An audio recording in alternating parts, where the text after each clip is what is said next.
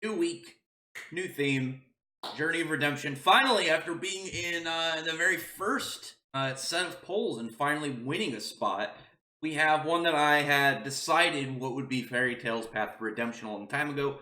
There are other characters that could fit into this category, but the one I think that deserves it the most is Jellal.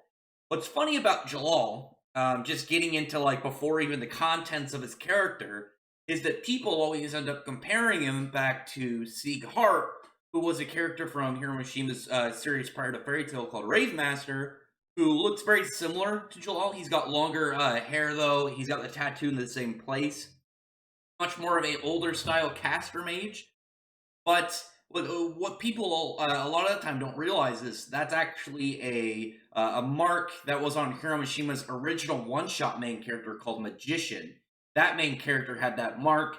Then he ended up getting Rave Master serialized. He took that character, took aspects of him, put him into Rave Master, and then they've continued onwards into Fairy Tail with Seegling and over into Jellal, Mystagun, and now into Eden Zero, a similar version with Justice.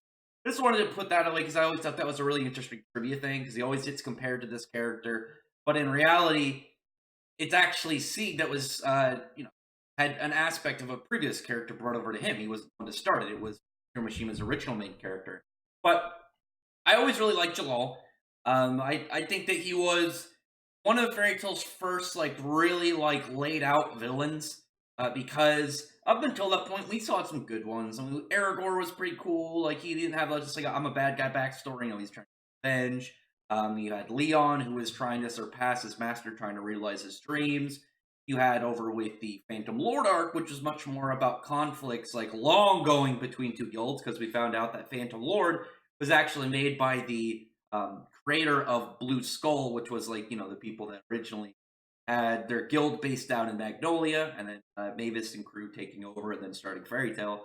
But with Jellal, Jellal was built up at the start because not only was he like I said, one of the first really big villains in the series, he was also one of the very first characters in the series. Like the first character in the series ever shown was Ultir, or Urtir. I always switch back and forth because we know her original name was Urtir after her mother, and then Ultir just changed a little. But she was the first character in the series actually shown, and then it was Seegling who became Jellal, and you had again this character who was in there before the actual main characters, who later who was laid out as like this important guy, not only in the magic world, like he was this high ranking person in the Magic Council. We found out he has a backstory with Urza, and then we found out he was actually just a thought projection, and in reality, Jellal was in control the whole time.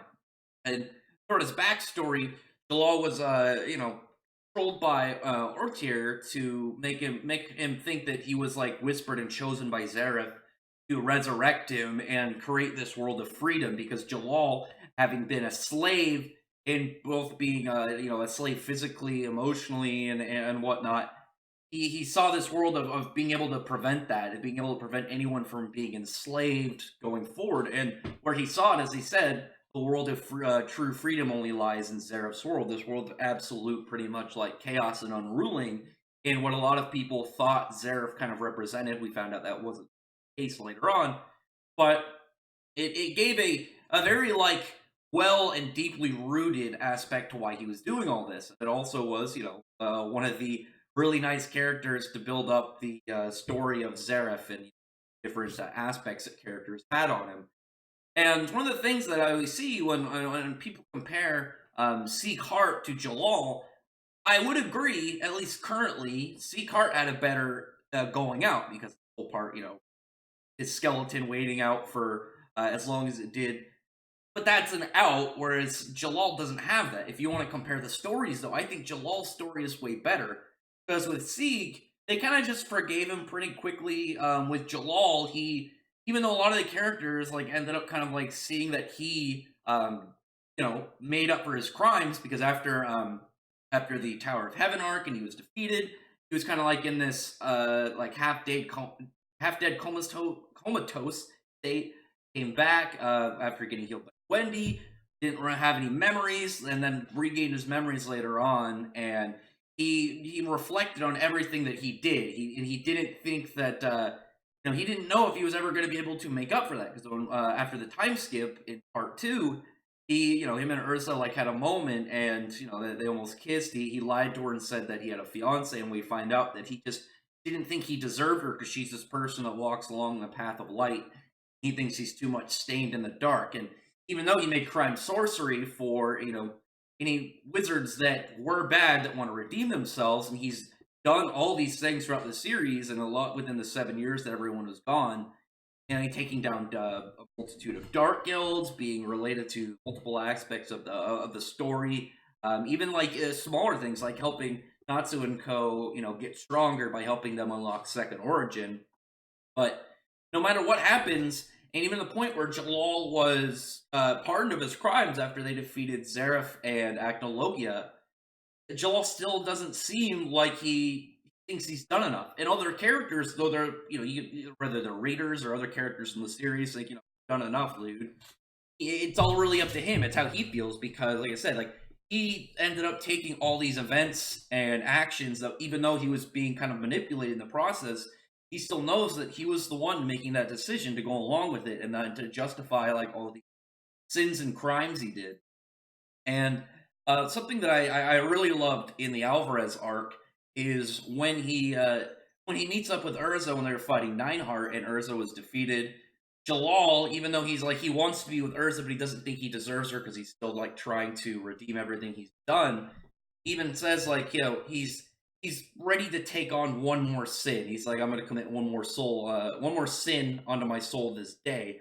And I thought that was a really great, like, low-key moment, because it's like he wants to be with Urza, he wants to redeem himself, he wants to make up for everything he's done, but even though he wants to be with her, the anger that he saw, someone hurting the woman he loved, he was willing to push back, his whatever he thinks is going to be, redeemed in his mind. He's ready to stack on more of that, because what he thinks is worth his anger, worth all this rage and fury over, prolonging his happiness. Getting that vengeance out on him was more important to him than his own personal, like, happy feelings. He wanted to take out the person that, would hurt pretty much the shining star of his life. Even though he's not with her, he's still clearly, has a lot of affections for her, has a lot of positive outlooks on her character. And I'm hoping that within the series, what's going on with the White Witch, and there was, I don't remember which interview it was. It was at one of the conventions within the last couple months here Mishima went to.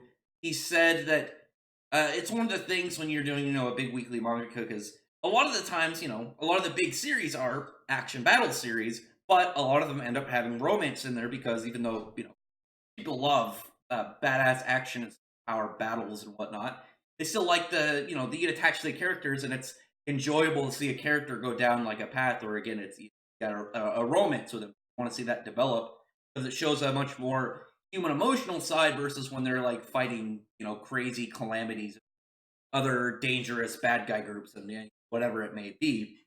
And he talked about how that's just normal for authors to do. They know that people like it, but he's like ready for them to, the characters to pretty much get together. Like, you have Natsu showing signs that he's jealous of other people hitting on Lucy. Ray is straight, like, said, like, he's ready to be with Juvie as soon as he feels he's strong enough to protect her after the events of the fight with Inbel. And Godshield straight up impregnated Levy. Like, they're gonna have kids. They're pretty much like hard hammered. There's no parting between them. Urza and Jellal, like, the only thing really that's separating them is Jallal's like mindset of whether or not he thinks he's done enough, whether or not he thinks he's made up for like all the years of control, abuse, all the lives he's taken, nearly killing so many people with Ethereon when he had it focused onto the Tower of Heaven. And again, where I talk about, like, I really like the way that Sieg Hart's character went out. I think Jellal has a much more interesting story, because it's much more of this personal view of how he sees everything he's done, and no matter what characters tell him, it's really up to him. It is because he was originally just like a really nice guy. Like, you see him when he was a kid, he was like a very, very, very optimistic. The kind of like leader-like character for their whole group. Even Earth's last name that she took, Scarlet, was something given to her by Jellal. And Jellal, after seeing like everything that he's put, like even not even just like the large scale like people that he affected while he was doing all his criminal activities, but just like the people that he grew up with that were his friends while they were all slaves, and especially with the death of Simon, it really just kept carrying over. And then even afterwards, when he found out who Kagura was, it was an extra thing because beforehand it was like, yeah, this person that was your friend ended up dying because he was protecting the woman that you love. Because at the time of because we already know that Simon loved Urza and Urza loved Jalal. And even though Simon knew he wasn't ever going to get with Urza, he still wanted to protect her with his life and die in the process. But from that, he not only found out the effects of that, he found out that Cogger was his sister, and all this animosity that she had was directed towards Jalal for leading up to the death of Simon. After she found that it wasn't, well, she thought it was Jalal, and really obviously later found out it was Urza. Sorta. I mean, you could really kind of look at that situation and put it on both of them if you really wanted to point fingers, but it it all really just comes down at this point to when Jalal thinks he's going to be ready. And I'm really hoping with what's going on with the White Witch Toka, Dragon Gods, the Dragon Eaters, that Jalal will finally be able to see that like all the good he's done in the world, everything that he's influenced, everything that he's able to save. I mean, he was able to pull out all the Erasion Seis and bring them kind of like to a path of redemption. Meredy, Altair, and he's done a lot, and it's really, hopefully it's gonna look great when it finally gets to that point where he's just like, I think I've done enough. I think that I've made up for it, and it's gonna be such a relief moment because when you look at all the other characters throughout the series, they've all got their own thing going on, and a lot of them were already resolved, or they're still hanging on like certain romance things, like been pawning after Grace since the start. But then you look at Natsu, he wanted to find Igbil, found Igbil, and then obviously avenge him and keep moving forward his life like his father wanted. Jalal's been all about, since what all the way back when he found out everything that happened to him back in the Brassian Caesar. And then even if you want to only count it up to, when Crime Sorcerer was revealed, that's still over 300 chapters ago. That happened back when I was in high school, actually. I remember when that happened. I think I was, I want to say like 16 or something off the top of my head. Here is it? Yeah, some way back then, and just that final conclusion for his character. And obviously, it's not even like his character will be done at that point. It could still keep going. Obviously, him and Urza like could end up going on their own adventure, need be, which I think would be really cool to see this awkward now set up couple go on adventures. And in reality, when you see them probably getting all fidgety and awkward, they're both like some of the most powerful wizards on the planet. But anyway, tell me in the comment section below what you thought about Jellal. Again, he's one of my favorite characters in Fairy Tail. I've loved his story. I love his design. His magic is great. I love that he's a very well-rounded character, especially when you look at his abilities. Like mainly around like mid-range combat, but he's also got hand-to-hand and he's got long range. We're gonna see what Abyss Break does one day. That's I always thought that was funny that like we saw Abyss Break in Phantom Lord, and it was like a long cast, and then we saw Jellal can just pop it on the spot. It only takes a couple seconds for him, and we still haven't seen that spell cast. That's just one of those ones in Fairy Tail. It's who knows if it's ever gonna finally go off, and we just see what it does. It's gonna have some crazy effect and just. But other than that, comment below. Tell me what you think about his character. Do you like him? I don't see any reason for people not to really like him unless you get like frustrated of being like Jellal, you've done enough. Just be happy, man. But for that, like I said, thumbs up the video from the like button and the subscribe button, and check out my other videos. From that, I appreciate everyone who's already subscribed. Thank you all for listening. Bye.